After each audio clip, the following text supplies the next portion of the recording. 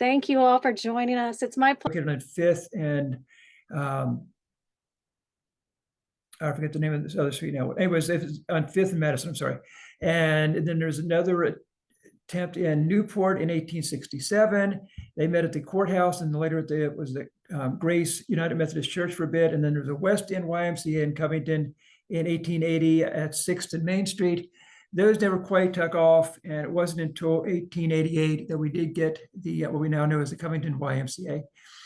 And their first meeting was held in what was then known as the Cooper Building. The building is no longer in existence. It's on 6th and Madison. There is a building there, but this one was demolished in 1912. And there's a taller building there, like about 6, maybe 7 stories. But the first of several meetings was held here. And it also served as the actual YMCA. They had a few rooms up there used for several months before they opened up their first regular building.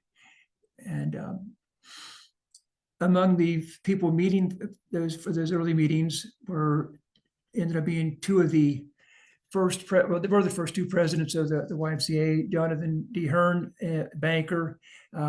He served as president in 1888 to 92. And then Richard P. Ernst, lawyer and banker, later United States Senator from 1921 to 1927. And he was ended up serving, in case you can do the math there, 1892 to 1934, 42 years. He stopped serving as president following his death in 1934. So otherwise, it might have been more than 42 years. He seemed to like that role. The first full-size building we used was located at 8th and Madison. It was retail space on the bottom floor, and then the second floor was meeting rooms and had a library in there. And then the top floor was a gymnasium. Now, gymnasium is not in the same sense we would think of today. We usually think of basketball and volleyball and all that sort of thing, but that sort of hadn't been invented yet. I did have a picture over here. This is not the Covington Y, but this was in Boston from 1869. To give you an idea what a typical gym would have looked like at that time. Just mainly did more like more gymnastics, tumbling and so on. And they had a vaulting horse there and pommel horse and so on, even bars and so on, just types of things of that sort. But they ended up, that was their space from 1889. They opened it in January of 89, and that lasted until 1913. The first general secretary, for those of you familiar with Ys, today's parlance, that would be an executive director for a branch. And so that was the title then. And Alfred B. Paul, and he asked about what he would look like at the time. He'd have been, what, 25 when he took the position, in that picture would be somewhere, looks like I could see between 25. But he ended up being there for a couple of years as the first general director. And this was a card from that time. This is renewable, and in November of 1891, signed by A.B. Paul and Louis D. Mackey. And they had membership dues. He had a full membership. He was for $5. For $2, they could also sign up, and they could end up being an associate member. This was his member's full ticket, but the associate member could use the reading room and library and so on. They couldn't use all the gymnasium and other stuff, but this person went the whole way there and has the $5. He was followed by Harry Hutchins. Harry Hutchins looks like he's considerably older. He's actually 5 years younger, but this is an older picture. I couldn't find an earlier one of him. He was actually the first physical director from 89 to 90 under A.B. Paul, and then took over as general secretary in 90 and is there till 95. And if I read all this, but he ended up later going into the insurance business, and he was also very much into conservation. That's what I was talking about here, an Ohio conservationist. And he was also as a member of the Cincinnati Y for 75 years. He moved across the river and was there and served in their board and so on. But he was some of the early ones.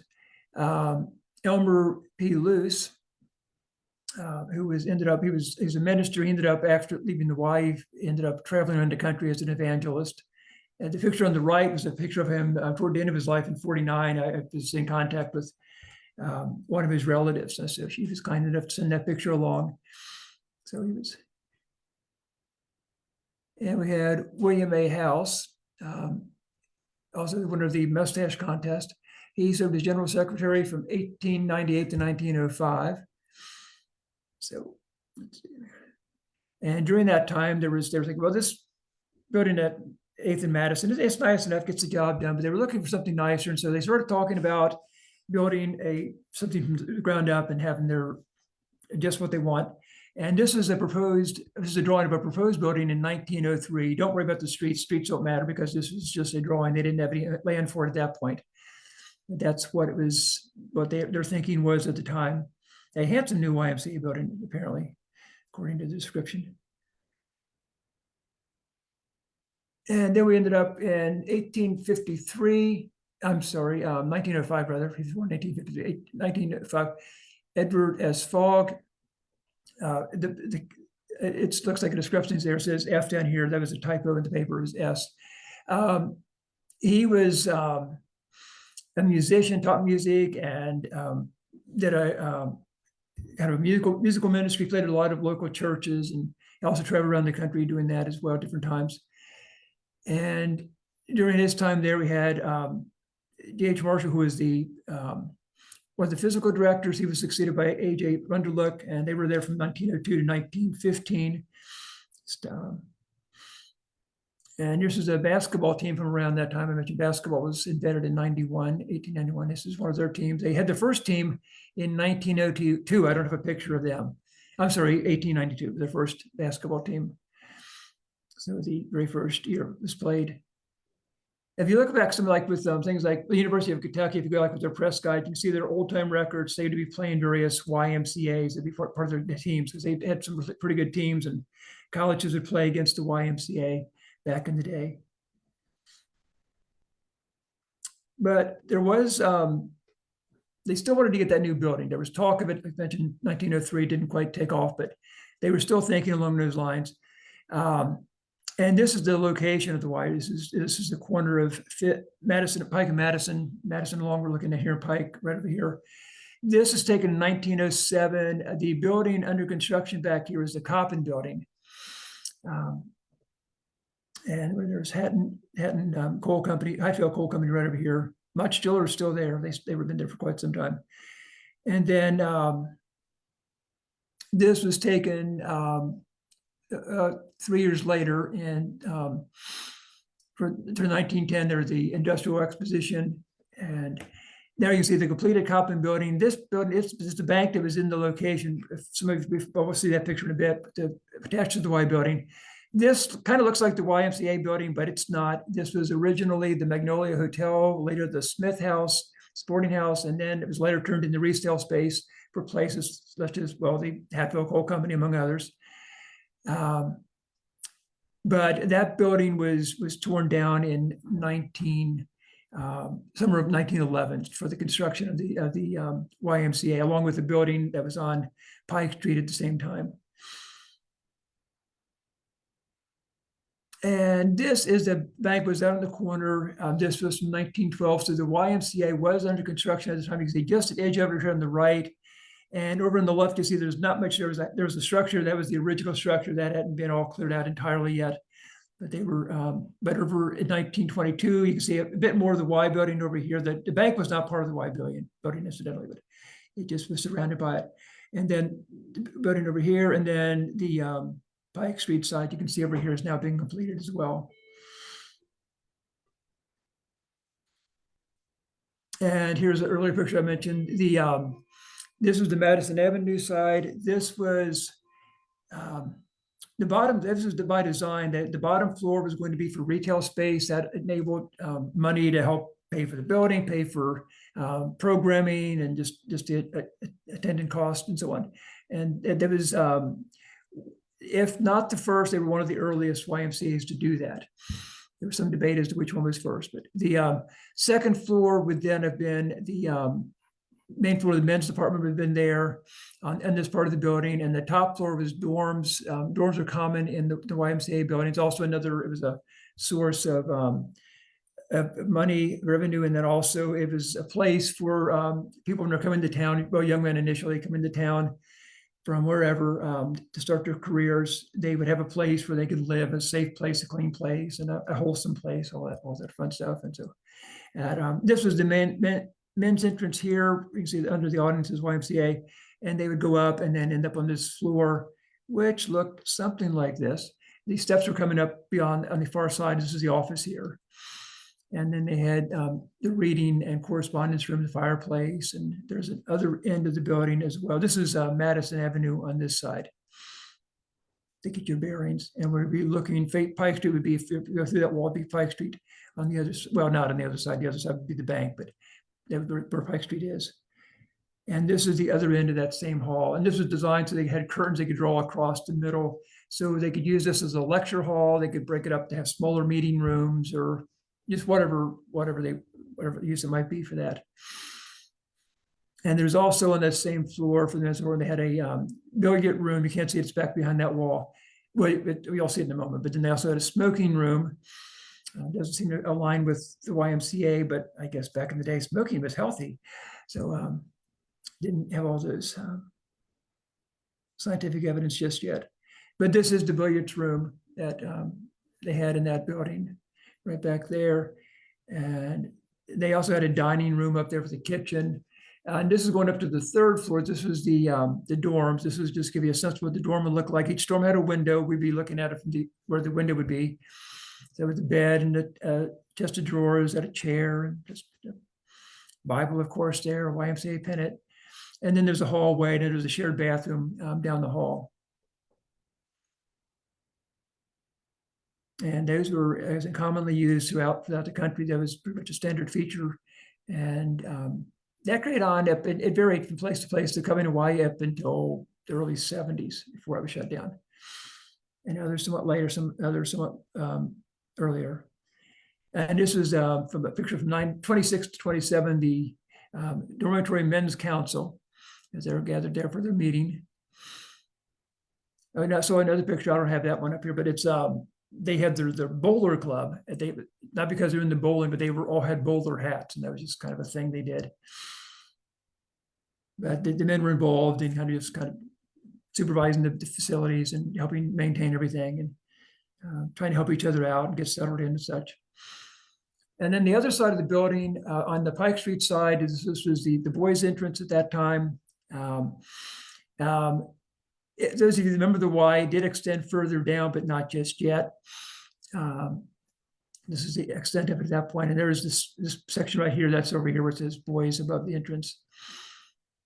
And just mention some of the features, the gymnasium and the running track. We'll see the gymnasium in a moment, swimming pool and so on, library, social room, dormitories. So I was going to mention some of the things as far as other than gymnastics. I had class-wise, the early ones they did class-wise were things like, whereas I had that listed here. Vocal music, German, photography, bookkeeping. Although German didn't quite work out too well for them, apparently they ended up dropping that and replaced it with elocution. But they had various things throughout the years of different types of classes like that, and things in painting and just writing classes, pretty much whatever people might have an interest in. They would have classes in that, and then in addition to swimming and then gymnastics and so on. And then they had Bible study and lectures on all sorts of topics. This is a picture from outside the Pike Street entrance with a group of boys. This is Fogg over here, the general secretary. You see Pike Street with cobblestones at that time. I can make it out well from this picture, but that's how it was. And the kids are sitting partly in the street. So I guess they closed the traffic down for a bit. And then this was the boys' lobby at that time, where their desk where they would check in, and a pool table for them as well. Tables and so on, just a place for fellowship and just hanging out. And here's the gymnasium. This was, some of you would likely be familiar with this. I spent many an hour in there, dribbling basketballs and so on, running around that track. The track was around the perimeter of that. It was banked around the corner, so you can't see it here, but it banks up along here, and then so people didn't have to slow down too much. The door over here leads into the boys' lobby. So they kind of get your bearings, and there's steps leading up to that. There's also another entrance that led into the second floor for the men's, the men's department up there. And typically they had things just like with the vaulting horse, pommel horse, the other one with the handles on it. This one, of course, had basketball. This was in 1913 when this building opened. And so they had all that stuff in place. And just a couple, and this was a couple of pictures of some of the sports teams. The Puritans, that was an early men's basketball team that the Y had. They were there's the from early on, they sort of they're the Puritans. And then the women's volleyball team over here, that's Ernst in the front. And all this is Ann Campbell was over on the right, who's one in charge of the women's department. We haven't gotten to the women's department just yet, so we'll come to that in a few minutes. Let's see, where's this one? There we go. And another basketball team. This was actually earlier. This was from 19. No, another year on that. I thought I had the year, but it's a little bit earlier than the 1916 one. I think it's late 1800s. And then just some people hanging out in the gym. You can see the running track up here again in the lower gym. So check out all those outfits with their. But do you see the women's outfits a bit later? And here we have the swimming pool. Again, I'm sure some of you swam in this pool before. A fair number learned to swim in there, as I did. This is looking at it from the Pike Street end. So this is down toward where you remember the diving board. It was not a diving board there. That was, I don't know the exact year. It wasn't there. There was a diving board by 1928, I know, but I don't know if it was in early or not. The men would come in through this door. The women would come in through here, and then the boys would be down at this end. You can't see it, but it was a door bed over here as well. And here is the other end of the pool. Kind of a grainy pictures from the paper, but you can see with the diving board, and there's the windows up there by Pike Street. If you remember, if you ever swam there, you remember those windows. And that picture was taken from 1928. And then, we're just talking about the World War I. The Y was involved with both with all the wars. Sort of the Civil War, not the Covington Y, but the other Ys have been. And this is just talking about some of the things the Y would do. They opened the facilities, the gym and the pool and billiards room, and just whatever was available for the soldiers when they were in the area. The YMCA also had actually built the structure up there in the when Fort Thomas in the military installation up there. That if you're familiar with the Fort Thomas, there you're familiar with the actual fort up there. And there was a YMCA up there for the servicemen, and there were throughout the country. There were ones like that. And then they also opened up canteens and had other facilities available for socializing or religious reasons in Europe or wherever the wars were taking place throughout the time. Europe, obviously, World War I. In fact, that's about 25% of USO canteens and such were run by the YMCA in both wars. Oh, here we go with the women's department. There had been talk of having a women's department earlier. Here we're talking about, this is 1915. The women wanted to get involved. Wasn't happening. The women were involved in other YMCAs by that point, but not in Covington yet. There was still some pushback on that. But it did actually take place in 1918. There was a women's branch, and it happened really quickly. This appeared in the paper in June 19th announcing it, and over here you can see just when the cards were already available for them just a couple weeks later. They rearranged things quickly. The boys were moved up to the second floor from where they were originally, and the women used that section. And then they had access to the pool and the gym separately, because you can't have mixed them together. But who knows what would happen then? But they had the pool and the gym though separately. They had women and girls had it Mondays and Wednesdays. They had both of those were all for them. That's not quite an even split, but Oh, well, that wasn't my call, sorry. And the first supervisor of the Women and Girls Department was Ann Campbell, pictured on the right. She's actually not at the Y there. She's at Camp Ernst, which we'll talk a bit about briefly in a bit.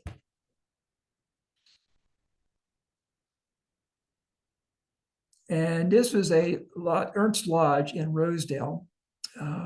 It was all along the banks of the Licking River. That's, I think it's still a Twin Oaks Country Club. They were out there for years. I think they're still around. I'm not a golfer, but they have golf and tennis and so on. But the Y had 7.5 acres out there. It was by where that country club was. And the money was donated by Richard P. Ernst, who was the president of the YMCA at this time and one of the original members. And here we just have some of the people. This is Ann Campbell was right here in this section there. And then Willard Hutton, who was the general secretary at the time, is back on the right. And next to him is the Railroad YMCA. We're not going to get into that, but there was started by the same people who started the Covington Y. Actually, 2 years later in 1890, they decided to get together a Railroad YMCA. This was actually for employees of the railroads, various railroads, and had these around the country as well.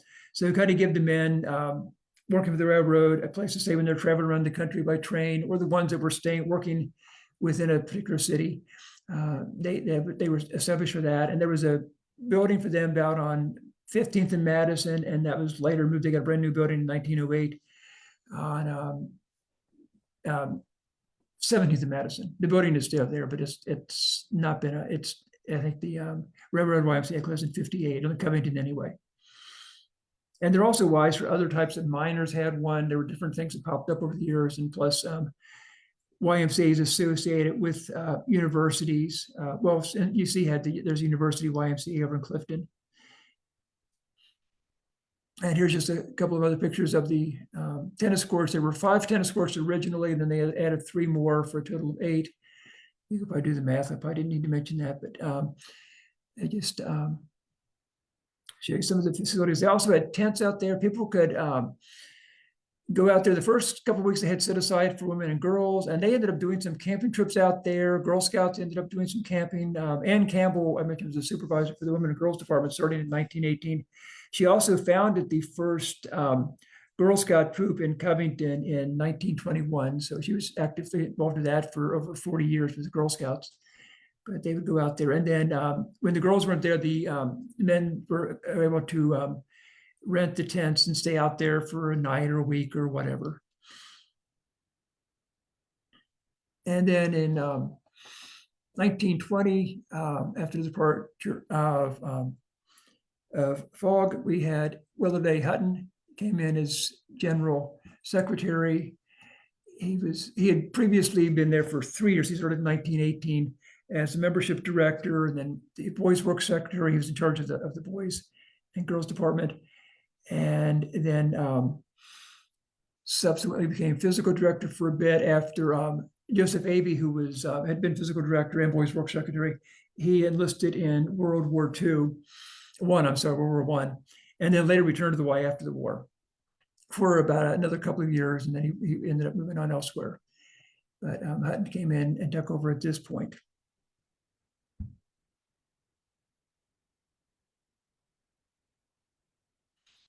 And this is, they started, wanted to get add to the building so they have a more suitable facility for the women and girls. They ended up starting a fundraiser for that in the late 1920s and started the construction on it in 1929. Had to make some adjustments to it because, well, at the end of 1929 in October of that year, as the stock market crashed and the sort of the Great Depression, and so had to make some adjustments as far as where the money's going to go for all of this. But it ended up,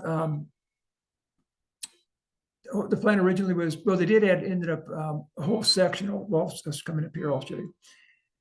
This was the section this is the boys section we saw earlier with the boys entrance, and then this was added on from here on over. It was the women and girls department, and extended up 3 floors like the other one, with dorms on the top, and then the women's department was down here at that point, and the boys ended up moving back to the first floor, or the second floor, where the first floor, I'm sorry.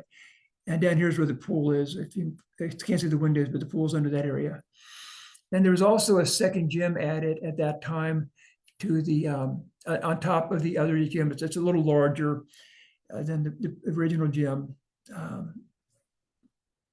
And that we'll see that more later. I think actually next in our next one for this. But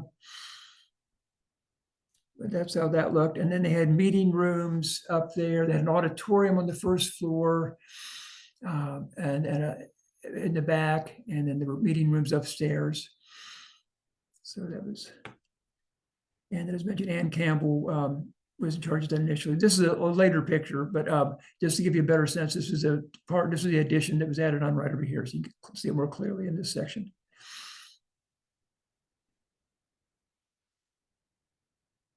And then we've got a few things there. I had I mentioned some of the people that were physical directors and boys work secretary. Couple of ones were noteworthy. In 1923, 1926, we had E.M. Reeder, who was the boys work secretary. He ended up taking something that kind of became part of the Covington Y, rather significant. Took a group of boys down to Camp Daniel-Boone. It was in Jessamine County, down just a bit south and east of Lexington. It's just adjoining county, adjoining to Fayette County. And this is a group of Y boys there, and this is their swimming area they have down there. But they spent 2 weeks there, and they did that in 24, 25. I can't find any indication of 26, but in 26, Reeder was actually negotiating for a position at the Owensboro YMCA, and he ended up getting that. And I think that might have thrown off the travel to Daniel-Boone, perhaps. But he was replaced by a person that the board had heard about.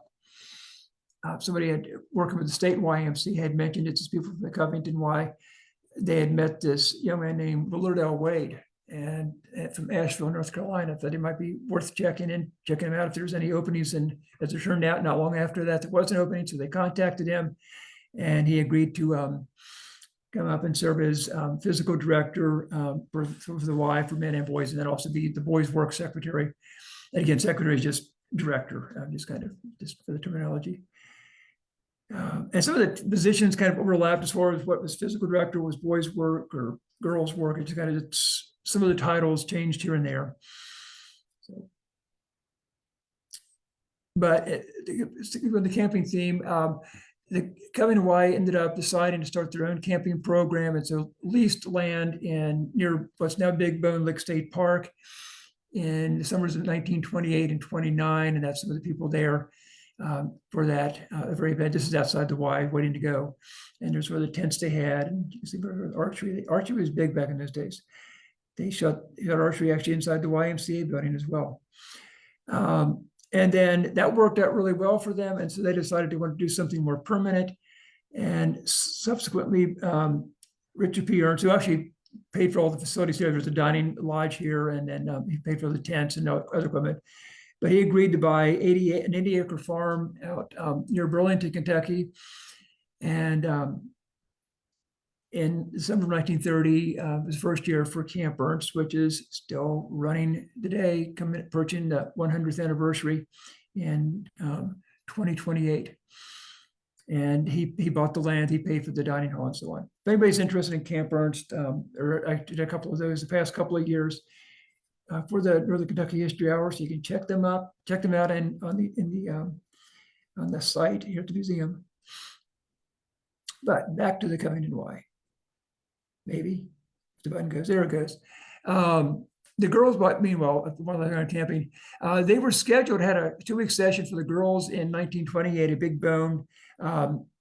It turns out they ended up going to a camp instead in Grant County at around the same time in August of that year, and led by Ann Campbell and Nellie Shields. Ann Campbell was the physical director and supervisor of the Women and Girls Department, and then Nellie Shields was her assistant. And there's just pictures from that camp. Oh, in 1934, did see the death of Richard P. Ernst, former senator and longtime director of the Covington, or president of the board of the Covington YMCA. So.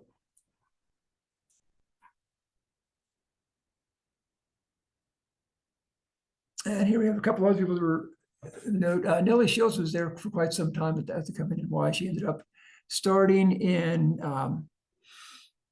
1920, working as an assistant to Ann Campbell, and then in 1930 she took over aquatics. And then after Ann Campbell left, she took over, she still continued with aquatics, but took over as supervisor of the women's and girls department. And then Violet Balestra came in as physical director for the women and girls department for several years. Oh, this is Nellie Shields, by the way, in the center here. I'm sorry. Okay, so see how those swimsuits there. And then, in 1934, they had a homecoming day. They were inviting people who had previously been members of the Covington Y, or people who are still there, but they were especially hoping to get some people who had been there previously in the years past. The three gentlemen in the picture over here on the left were three of the original 28 members. They signed the charter back in 1888. And so they came back to visit, and they had all sorts of festivities. They had demonstrations in the pool and in the gym, and people, different things. They had also invited other groups. They mentioned the first basketball team of the local Y from 1892. So some of them were in town for that event and came down to visit. And just various other people who've been members through the years. So it was, sounds like it was a nice way to get together and see everybody. This is one person, Robert Dickman, who was, his father used to do gymnastics at the Y, and he ended up demonstrating what his father used to do on the gym floor. So didn't say specifically what he did, but oh well. And A.G. Wagley, he was a physical director. And he used to do when he was physical director, but he'd been there early. He had been actually, he was 34. He'd been physical director in the 1890s. So, but he's still doing it 30 something years later. He's still had to do some of those routines apparently. And here's just a few more pictures of some of the activities. This is from 31 with the swim classes at the Y. And check out those bathing suits they have there. Official YMCA logo. And then there's in the pool itself, and then they're playing ping pong up in the boys department. And this is a picture of a better one for a couple of weeks, but that's the upper gym that was added on in 1930 with the addition of the women and girls department.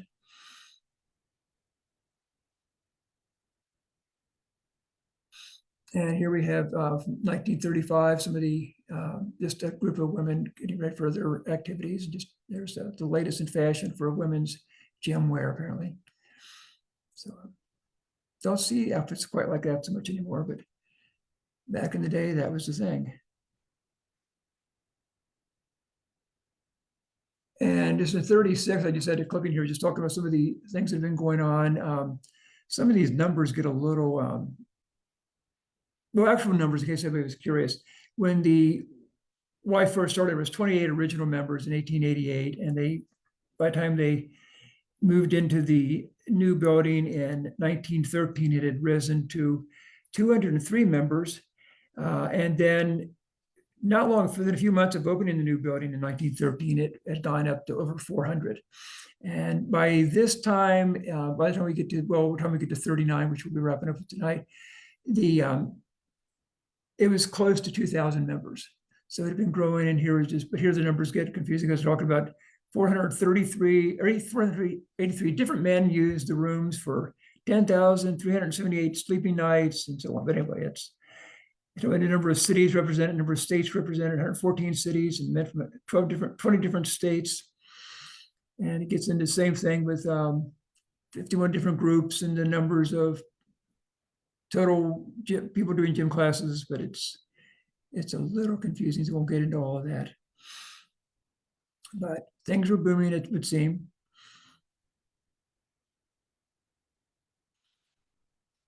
In 1936, I mentioned earlier the retail space on the first floor, and the first floor that was the first floor, and then also it extended into the basement. They had the basement, the retail stores they had for for storage, whatever they did for clothes. There was a shoe store there, a clothing store. There's a grocery store at various times, and they had the basement then for as well.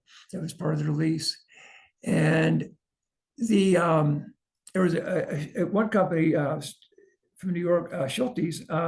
They were signed in 1928 a 20-year lease with the YMCA, and they ended up shutting. A couple of other retailers were there were moved out, so they could make because they wanted more space. Unfortunately, things weren't working out for them quite as well financially. In 1931, in the middle of the night, they pulled in some trucks and loaded up all their stuff and took off. And the Y ended up taking them to court because they had a 20-year lease. They were kind of counting on this income from this retail space for the next, additional 17 years after that. That didn't happen. But another company or retailer that was there, SS Kresge, it mentions here it was going to be, it said that the space is said to have been leased to a mercantile concern. That was SS Kresge, who ended up taking over. They had already was there when Schulte's was there, and after Schulte left, they ended up taking over their space as well, which is basically two storefronts. And then in 36, there was a grocery store that was over on the extreme left next to where the bank is, next to the men's entrance. They closed, and Kresge decided they wanted the whole front. And so the Y said, well, we can make that happen, and they did. But that ended up making some changes. If you remember over here, the retail space was all before the different retailers here for all the different ones. There was the entrance. By this point, this is not a grocery here, obviously, but it was a grocery at that point. So they wanted, Kresge had all of this point up to this point. And so this entrance was closed. The men's entrance was moved over to the Pike Street. They went in the same entrance as the boys. Here's actually a picture. It's not a great picture, but you can see it's pretty well all open. This is all Kresge at this point. And then there was still the grocery over here and then the Y entrance. But after that, that was all extended. And some of you remember Kresge, they were there until the late 60s. 67, they left. We'll get to that next time around.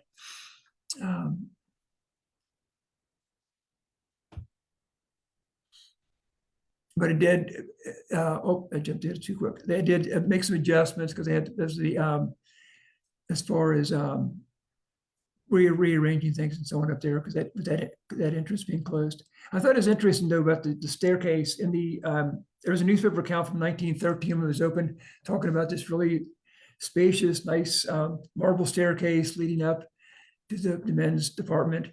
And then later they described it as kind of a steep thing. So the men wouldn't have to go up that steep staircase anymore, they said in 1936. I guess whatever works in the moment. But anyway, in 1936, Willard O. Wade, who had been physical director there and boys work secretary since 1926, he was from Asheville, North Carolina, originally born and raised. And he was offered a position there as assistant general secretary of one of the branches there, the Tacoma Memorial YMCA, which is pictured down here in the left corner. And they really, nobody wanted to see him leave. The members didn't want to, the board didn't want to. In fact, the board even delegated a committee to go talk to Wade to see if they could persuade him to stay. They were not successful in that endeavor. And so off to North Carolina he went. And so there was farewell to Willard Wade, never to be seen again, or so they thought. But they were farewell dinners, and a few articles mentioned here. There were others, but just groups where everybody wanted to say farewell to him and just to let him know how much they appreciated his 10 years there with the YMCA. But anyway, he went away, so we're not worried about him. In 1938, Hutton here was pointing out he was beginning his 21st year with Y. I mentioned earlier he started as membership secretary and then went on to become boys work secretary and then physical director. And then in 1920, he took over as general secretary. And so just talking about the accomplishments there with the addition, paying off the, in 23, they paid off the debt to the original building, which was erected in erected in 1913. And then also they were ended up voting for women and girls in 1930, which was an additional cost of $125,000. And then the remodeling of the year, which was completed at the cost of $25,000. That was the one we're talking about when Kresge took over the first floor. So yeah, but the camp started and so on. Just told us some of the things that have been going on during his time there. And also added, this was part of the changes they made in 1938. This was part of that changes they made with after Kresge took over the first floor. Added a men's health club. You get a massage there. You could sit in the steam cabinet. That looks like a lot of fun, as long as you're not claustrophobic. I'm assuming there's a handle on the inside as well.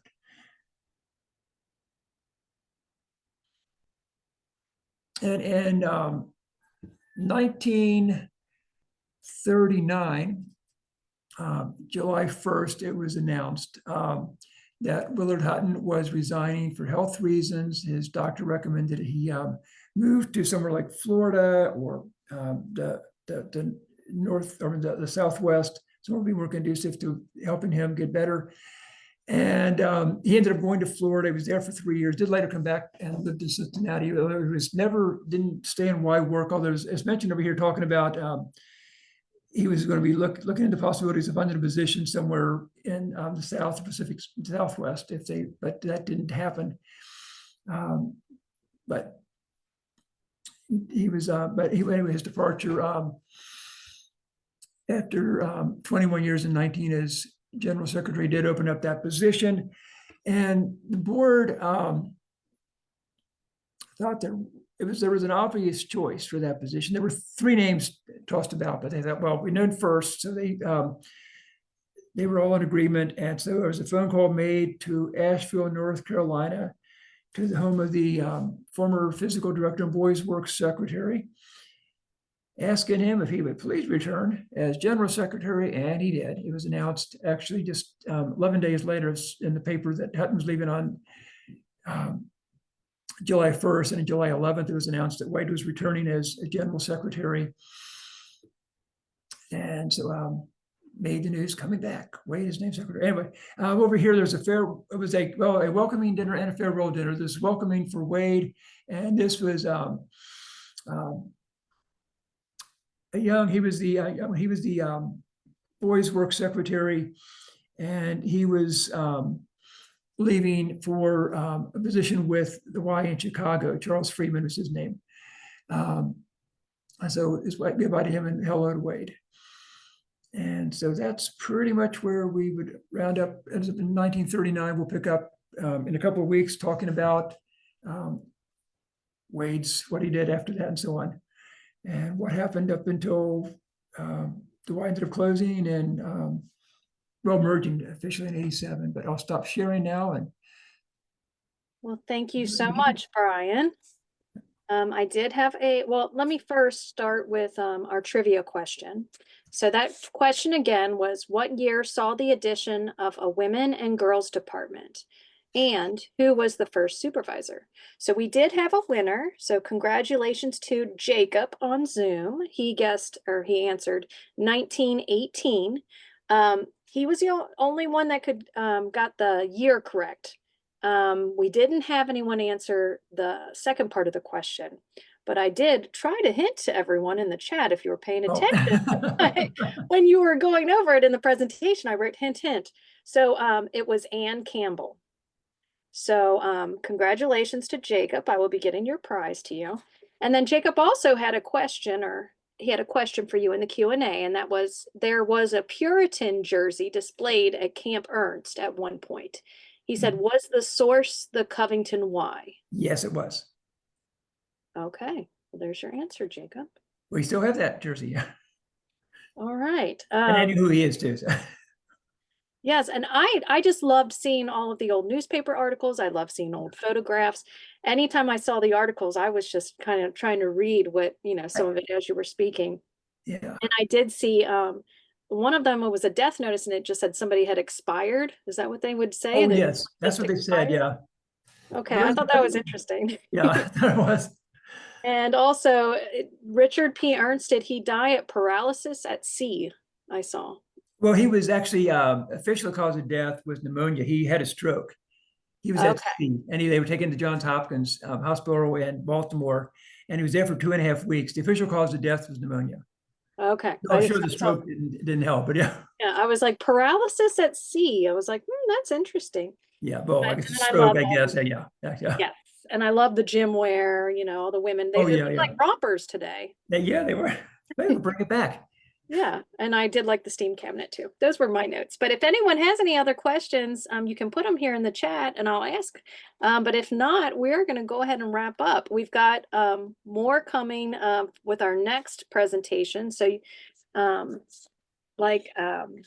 has also mentioned, we're going to continue. And what years was that? Especially 39 through 87. So 87, Okay. Northern Kentucky Y merged with Cincinnati. So everybody be sure to tune in for that. And like he also said, he has done some previous history hours with us on Camp Ernst. And those are all on our website at bcmuseum.org. So you can check those out as well. But thank you so much, Bryan. I'm going to go ahead and wrap things up. Okay. So let me see if I can do this myself without my helper here. Share my screen.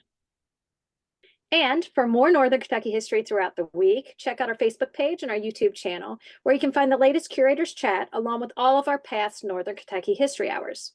Please like and subscribe. That's all that we have time for this evening. Thank you again to all of the sponsors and supporters of BCM. Until next time, take care, everyone, and good night. And thank you so much, Bryan. Thank you.